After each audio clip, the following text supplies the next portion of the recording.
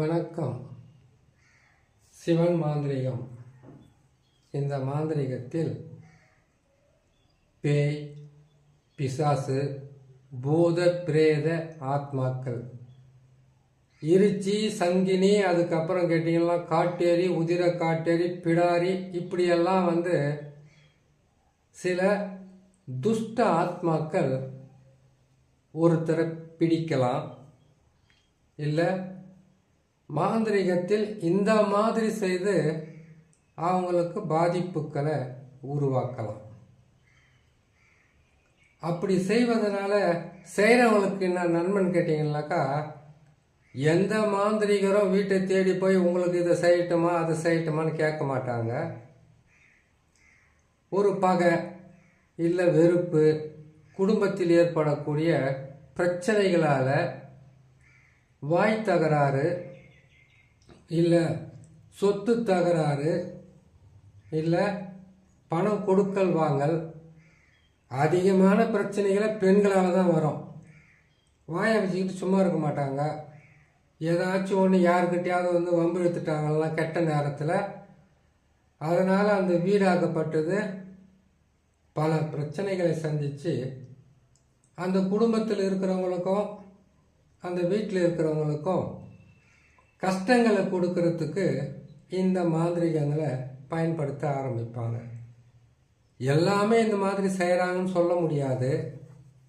ஏன்னா ஒவ்வொருத்தருக்கும் தான் உண்டு, தான் வேலை உண்டு, தான் குடும்பம் உண்டுன்னு வாழ்ந்துக்கிட்டு இருப்பாங்க. ஏதோ ஒரு சின்ன பகையால் ஒரு சிலர் இந்த மாதிரி பாதகத்தை செய்ய ஆரம்பிப்பாங்க.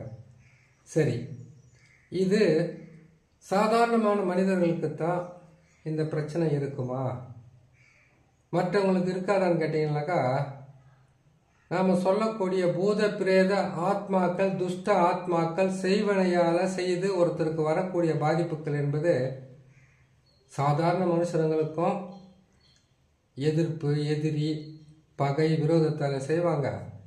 முக்கியமாக மாந்திரிகர்களுக்கு ஒரு சில மாந்திரிகர்கள் கட்டு போடுறதுக்கும் இதை பயன்படுத்துவாங்க.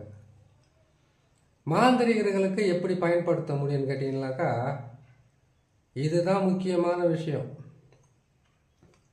எப்படின்னு கேட்டிங்கனாக்கா, ஒரு மாந்திரிகர் இன்னொரு மாந்திரிகரை பகையாக இவங்க எனக்கு பகையாளின்னு சொல்ல மாட்டார்.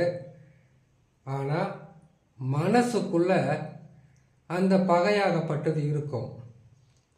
ஒரு ஊரில் 2 பேர் இருக்காங்க, ஒரு ஊரில் 3 பேர் இருக்காங்க, இல்லை பக்கத்து ஊரில் இருக்காங்க, இல்லை 7 ஊருக்கு பக்கத்தில் இருக்காங்கன்னு கேட்டிங்கனாக்கா, நீங்கள் நல்லா இருந்தால் அவங்களுக்கு பிடிக்காது, அவங்க நல்லா இருந்தால் உங்களுக்கு பிடிக்காது. ஒரு பேருக்கு சொல்லுவாங்க, நீயும் நானும் நண்பன், நீயும் நானும் ஒரு ஒற்றுமையாக இருந்து செய்கிறோம், பேருக்கு தான் சொல்லுவாங்களே தவிர உண்மையாக சொல்லி செய்து ஒருத்தருக்கு வெறுப்பு இல்லாமல் வாழ மாட்டாங்க. அது நடக்கிற விஷயமும் கிடையாது. அப்படி இருக்கும்போது இந்த பேய், பிசாசு, பிரேத ஆத்மா, பூதம், அதுக்கப்புறம் கேட்டிங்கன்னாக்கா பல வகையான தெய்வங்களும், பல வகையான ஆக்ரோஷ தெய்வங்களும், துஷ்ட தெய்வங்களும் இருக்கு இல்லையா? அதை எப்படி பயன்படுத்தி எப்படி செய்வாங்கன்றதை பற்றி, அதை எப்படியெல்லாம் பயன்படுத்துகிறாங்கன்றதை பற்றி சொல்கிறேன். அதுக்கப்புறம் ஒவ்வொன்றையும் சொல்லும்போது ஒவ்வொன்றையும் பிரித்து நான் போடும்போது தனிப்பதிவாக போடுறேன். இப்போது ஒருத்தருக்கு பிரேத ஆத்மாக்களை, இறந்தவங்களுடைய ஆத்மாக்களை வசியம் செய்து அதுக்கப்புறம் அது ஏவல் விடணும். இதில் ஒரு சூட்சும ரகசியம் இருக்குது. என்ன சூட்சும ரகசியம் கேட்டிங்கன்னாக்கா, எல்லாருக்குமே ஒரு ஆத்மாவை வசியம் பண்ணக்கூடிய சக்தி மாந்திரிகர்களுக்கு இருக்கும். அந்த ஆத்மாக்களை கட்டி வைக்கிற ஒரு சக்தியும் இருக்கும். அந்த ஆத்மாக்களை வராத தடுக்கிற சக்தியும் மாந்திரிக கையில் இருக்கும். அந்த ஆத்மாக்களை வராமல் தடுக்கிறது செய்கிறதெல்லாம் பார்த்தீங்கன்னாக்கா, நம்ம ஒன்று மூலிகைகள் மூலியமாக வராமல் தடுக்க முடியும், இல்லை சில கருக்கள் மூலியமாக செய்ய முடியும். ஐங்குல மையா செய்யலாம், இல்லைன்னா குழி தைலத்தால் செய்யலாம், இல்லை எட்டி தைலத்தால் செய்யலாம். அப்படி இல்லைன்னு கேட்டிங்கன்னாக்கா கருவூமத்தம் இருக்குது பார்த்தீங்களா, கருவூமத்தம் அதனுடைய குழி தைலத்தை போட்டு அதுலேயும் செய்யலாம். இல்லைன்னா பச்சோந்தி இருக்குது இல்லையா, பச்சை ஓணம், அதை வச்சியும் செய்யலாம். ஒரு கேள்வி வரும், பச்சோந்தியை நாம் பிடிச்சு அதை சில வழியில் பயன்படுத்தி மறைவு மையெல்லாம் கூட செய்யலாமே, அப்படி ஒரு ரகசியம் இருக்குதான கேள்வி வரும். இருந்தது, ஆனால் இப்போ செய்யறது ரொம்ப கஷ்டம். ஏன்னு கேட்டிங்கன்னாக்கா ஒரு மாந்திரிகத்தை கற்றுக்கிட்டு அஷ்ட கருமத்துக்கு உண்டான மையம் தயார் செய்து அந்த மையம் செய்யறதுக்கு உண்டான எல்லா மூலிகையும் தேடி அது குழித்தையில் இறக்குறதும், அதை மையாக்குறதும், அதை தாயத்துக்குள்ளே அடைச்சி கொடுக்குறதும், அது எந்திரத்தில் தகுடில் எந்திரமாக எழுதி அதுக்கு உண்டான பூஜை புரஸ்கார விதிகளையும், மந்திர சாபமோ எந்திர சாபமோ பூஜை நிவர்த்தியோ பூஜை புனஸ்கார வேலை இது எல்லாமே செய்து முடிக்கிறதுக்கு குறைஞ்சது பாதி ஆயுள் அவங்களுக்கு குறைஞ்சிடும். எடுத்த உடனே செய்து முடிக்கணும்னாக்கா மாந்திரிகத்தில் அப்படி முடியாது, பொறுமையாக தான் செய்து முடிக்க முடியும். இது எல்லாம் செய்து முடிச்சதுக்கப்புறம் அவங்களுக்கு வேலை வெட்டியே இல்லாமல் இருந்தால் பரவாயில்ல, அவங்களுக்கு எத்தனையோ வேலை. ஒரு வாடிக்கையாளர்கள் ஒருத்தர் அவங்கக்கிட்ட வாங்கிட்டு போயிட்டாங்களா செய்துட்டு போயிட்டாங்கனாக்கா ராத்திரிலையும் தூங்க விட மாட்டாங்க, பகல்லையும் தூங்க விட மாட்டாங்க, நிம்மதியாக இருக்க விட மாட்டாங்க. எது செய்கிறது, எப்படி செய்கிறது, எந்த நிலையில் செய்யறதுனாலாம் கேட்குறாங்க இல்லையா, அதையெல்லாம் கேட்டு அவங்களுக்கு பதில் சொல்லி அவங்க செய்து அதை வெற்றி பெற்று அவங்க நல்லா இருக்கிறேன்னு சொல்லிட்டாங்கன்னு வச்சுக்கங்களேன், அப்போ தான் இவங்களுக்கு ஒரு நிம்மதி இருக்கும். ஒரு சிலர் என்ன பண்ணுவாங்க கேட்டிங்கன்னாக்கா நல்லா ஆயிடுவாங்க, நல்லா ஆயிட்டுன்னு சொல்லவே மாட்டாங்க. ஏன்னு கேட்டிங்கன்னா மறுபடியும் உங்களுக்கு காசை கொடுக்கணுன்றதுக்காக சொல்லாமல் இருந்துடலாம். ஒரு சிலர் ஓரளவுக்கு நல்லா இருப்பாங்க, நல்லா இருந்தால் கூட நல்லா இருக்கிறேன்னு சொல்ல மாட்டாங்க. ஒரு சிலர் நல்லா ஆக மாட்டாங்க, அவங்க நல்லா ஆகிறதுக்காக உங்களை சும்மா விட மாட்டாங்க. இத்தனையும் சந்தித்து அவங்களுக்கு 1க்கு 2 முறை செய்து கொடுத்து அதிலிருந்தும் நீங்கள் ஜெயிச்சு வெற்றி பெற்று வரணும். இதில் எங்கேருந்து இளமையில் போய் நீங்கள் ஆரம்பிச்சிங்கன்னாக்கா முதுமையில் தான் உங்களால் வெற்றி பெற முடியும். அப்படிப்பட்டது தான் மாந்திரிகம். ஜோதிடத்துக்கு அப்படி கிடையாது. அதுவே மிகவும் ஒரு விஞ்ஞானியை விட அதிகப்படியான மூலபலம் இருந்தால் தான் ஜோதிடத்தில் கரக்கண்டு வாழ முடியும்.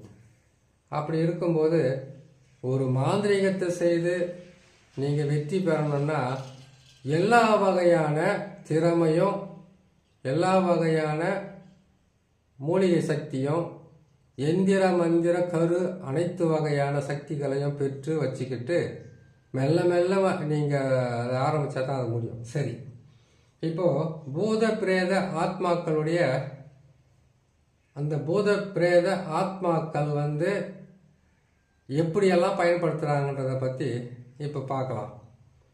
ஒரு மனுஷன் மரணிக்கிற நேரத்தில் அவங்க நல்ல ஆத்மாவா இல்லை துஷ்ட ஆத்மாவா மாறுறாங்கன்றது எல்லாருக்குமே தெரியும். அல்ப ஆயுளும் அவங்களுடைய ஆயுள் காலம் முடியாமல் மரணிக்கிறவங்க துஷ்ட ஆத்மாக்களாக போவாங்க. அடுத்தது நல்லபடியாக வாழ்ந்து நல்லபடியாக குடும்பம் வாழ்க்கை எல்லாமே நல்ல நிலையில் அனுபவிச்சுட்டு அவங்க இயற்கையாகவே மரணம் அவங்களுக்கு ஏற்பட்டால் அவங்கள வசியம் பண்ணுறதுல எந்த பிரயோஜனமும் இல்லை.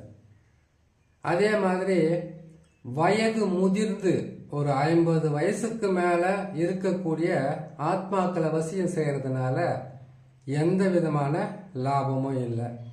50 வயசில் முடிஞ்ச அளவுக்கு அவங்க அனுபவிச்சிருப்பாங்க. ஆக்ரோஷமான ஆத்மாக்களை வசியம் பண்ணி தான் இதெல்லாம் செய்ய முடியும். அதுக்கு துர்மரணம் அடைஞ்சவங்க தான்ன்றதை ஏற்கனவே நான் பதிவில் நிறைய போட்டிருப்பேன்.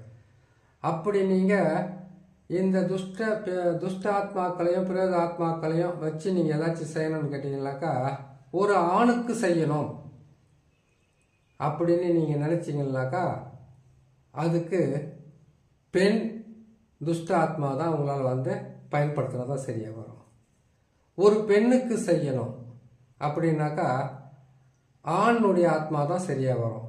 ஆணுடைய ஆத்மாவை கொண்டு வந்து அப்படியே அதில் இறக்கிட முடியுமான்னு கேட்டிங்கனாக்கா அப்படி கிடையாது.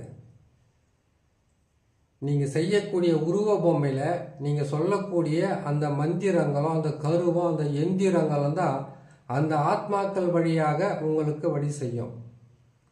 அதே போல் இந்த ஆத்மாக்களுக்கு இருக்கக்கூடிய சக்திகளை வந்து நீங்கள் பயன்படுத்திக்கணும்னு நீங்கள் நினச்சிங்கனாக்கா அதுக்கு செய்ய வேண்டியது அவங்களுடைய இறப்பு காலத்தில் அவங்களுடைய காடாத்திரத்துக்கு முன்னாடி இறந்தவங்களுடைய அதான் துர்மரணம் ஏற்பட்டவங்களுடைய பிணத்தை வேக வைக்கும்போது அவங்க காடாத்திரத்துக்கு முன்னாடி காடாத்திரத்துன்னு என்ன தெரியுங்களா, அவங்களுடைய இறந்த பிணத்தினுடைய எரிச்ச சாம்பலை அவங்க வந்து வாங்கிக்கிட்டு கெங்கில கலக்கிறதுக்கு வாங்கிட்டு போவாங்க. வந்து அதுக்கு முன்னாடி நீங்கள் அந்த மயானத்தில் இருக்கக்கூடிய வெட்டியாங்கிட்ட உங்களுக்கு பழக்கம் இருந்தால் காடாத்திரத்துக்கு முன்னாடி ஒருத்தர் எங்கேயெல்லாம் நீங்கள் கொடுமை பண்ணணும் எங்கேயெல்லாம் செய்யணும்னு நினைக்கிறீங்களோ எதையெல்லாம் செய்யணும்னு நினைக்கிறீங்களோ அந்தந்த பகுதியில் உங்கள் கை விரல் கையினுடையது படாத மாதிரி கையில் வந்து க்ளோஸோ இல்லைன்னா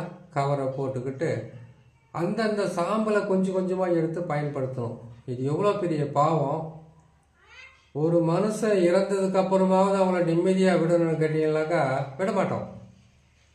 ஒரு மனுஷனுக்கு இன்னொரு மனுஷன் வந்து எல்லா பிரச்சனைகளிலுமே உதவியாகவும் இதுவாக இருக்கணும்னு தான் நினைக்கிறாங்களே தவிர அந்த மாதிரி விடுறதுக்கு யாருக்கும் மனசு வர்றதில்ல. அதனால் அவங்களுக்கு வந்து ஆத்மா சாந்தி இல்லாமல் போகும். இப்போது மாந்திரிகம் செய்கிறவங்க கடுமையான கஷ்ட நஷ்டங்களை சந்திக்கிறதுக்கு காரணம் அந்த ஆத்மா அது வந்து தானாகவே ஒருத்தரை வந்து பிடிக்கிறது வேற, அதுக்கு விருப்பமாக அது பிடிக்கிறது வேற. நம்ம கட்டாயப்படுத்தி அதை பிடிச்சு அதை நம்ம அதுக்கு உண்டான ஆசைகளை தூண்டி விட்டு அதை கொடுமைப்படுத்துறது வேற. இது கொடுமை தான். ஆனால் இதில் ஒரு மிகப்பெரிய ஒரு மறைவு ரகசியம் ஒன்று இருக்குது. இந்த மாதிரி வந்து அந்த ஆத்மாக்களை வசியம் பண்ணுற நீங்கள் உங்களுடைய ஆயுள் காலம் முடுறதுக்குள்ளெல்லாம் அதுக்கு சாந்தி கொடுத்துடணும். அது கொடுக்காம விட்டால் குடும்பத்தையே கருவறுக்கும். ஏன்னு கேட்டிங்கனாக்கா நீங்கள் வசியம் பண்ணுறீங்க, அதுக்கு மந்திரத்தை சொல்கிறீங்க, அதுக்கு உண்டான உணவை வந்து கொடுக்குறீங்க, எந்த ஆத்மா உக்காந்து அள்ளி சாப்பிடாது. அது வேணால் சினிமா படத்துக்கு வேணால் உங்களுக்கு பார்க்கவோ கேட்கவோ நல்லாயிருக்கும். ஆத்மாக்கள் வந்து தன்னுடைய எந்த ஆசைகளாக இருந்தாலும் பார்த்து தீர்த்துக்கும். இல்லை எல்லா ஆத்மாக்களுக்கும் நுகரு அதாவது கேட்டால் வாசனைகளை வந்து நுகர்வதற்கு உண்டான சக்தி இருக்குது. அதன் மூலிமா அதுங்களை ஆசையை தீர்த்துக்கும். அப்படி இருக்கும்போது இந்த பூத பிரேத ஆத்மாக்களினுடைய வசியமோ அதை கட்டி வைக்கிறதோ அதை செய்யணும்னு கேட்டிங்களேனாக்கா அதுக்கு உண்டான நாள் நட்சத்திரம் அதுக்கு உண்டான விதி பிரகாரம் வந்து என்ன பண்ணணும்னு கேட்டிங்கன்னாக்கா அந்த ஆத்மாக்களை வந்து ஒருவேளை உங்கள் உடம்புல இருக்குது, உங்கள் வீட்டில் இருக்குது, உங்கள் குடும்பத்தில் இருக்குது, செய்கிற தொழிலில் வந்து பல வகையான கஷ்டங்கள் கொடுக்குதுன்னாக்கா அதுக்கு முதல்ல தேவை காசி தீர்த்தம். காசி தீர்த்தம் உங்களால் முடியலன்னு கேட்டிங்களேனாக்கா காசி தீர்த்தம்னா நிறைய பேர் போயிட்டு எடுத்துகிட்டு வருவாங்க. அதுக்கும் சில விதிமுறைகள் பிரகாரம் பூஜை புனஸ்காரம் செய்து அதை நீங்கள் செய்து முடிக்கலாம். இல்லையா ஈனக்கிடாரின்னு சொல்லக்கூடிய கன்று ஈனாத பசும் மாட்டினுடைய கோமியம் அதனுடைய சாணம் இது ரெண்டுமே மிகவும் உதவியாக இருக்கும். துஷ்ட ஆத்மாக்களை விரட்டி அடிக்கவும் துஷ்ட ஆத்மாக்களுக்கு கட்டு போடவும். இது இல்லாமல் நீங்கள் வந்து சண்டால கருன்னு ஒன்று இருக்கும்.